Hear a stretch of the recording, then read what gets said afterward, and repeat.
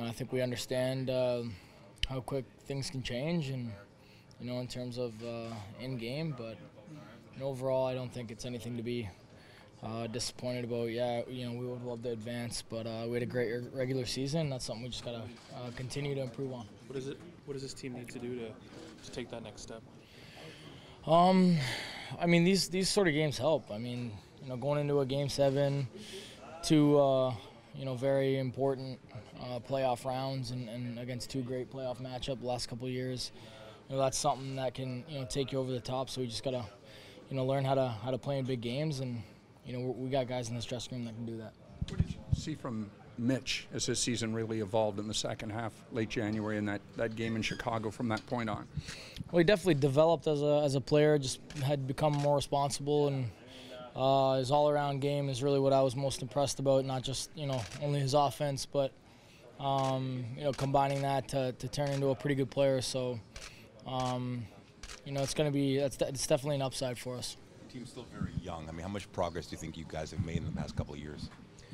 A ton of progress. I mean, even the last 3 years of this whole culture thing went down, and there's a lot of changes being made.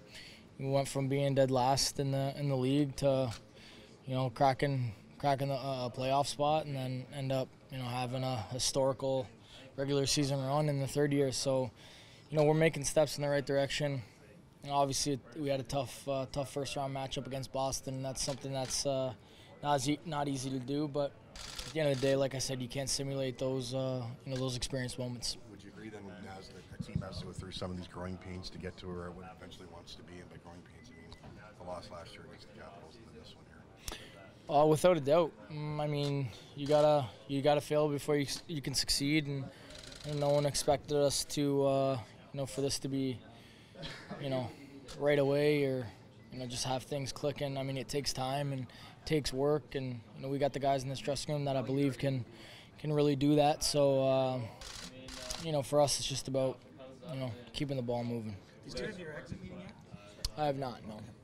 As we don't know what's going to happen with Tyler and JVR, but you played with them for a long time. Just the possibility that you guys come and go, but the possibility of not having two teammates but two longtime friends on this team next year. Well, that's the worst part about playing hockey, to be honest with you, is just building those bonds and having those friendships. And those are obviously two guys that have been here from the very beginning, so it'd be tough to see them go, but at the same time, nothing has happened yet, so there's also a chance for them to stay, which I'd love them to. They're two great players and two great friends of mine, but at the end of the day, it's a business-related experience, and you got to do what's best for the team, and got to also do what's best for yourself. Has your off-ice regimen the past couple of summers changed in any way to allow you to have had the career years you've had? It has. Each and every year you try to kind of mastermind your body and what it takes and what exactly you need, and just try to strengthen your weaknesses. Each summer it does change a little bit. You do have a certain pattern that you kind of sustain, but over experience, I think you learn more and more how to treat your body and what exactly you need to get ready for the next season.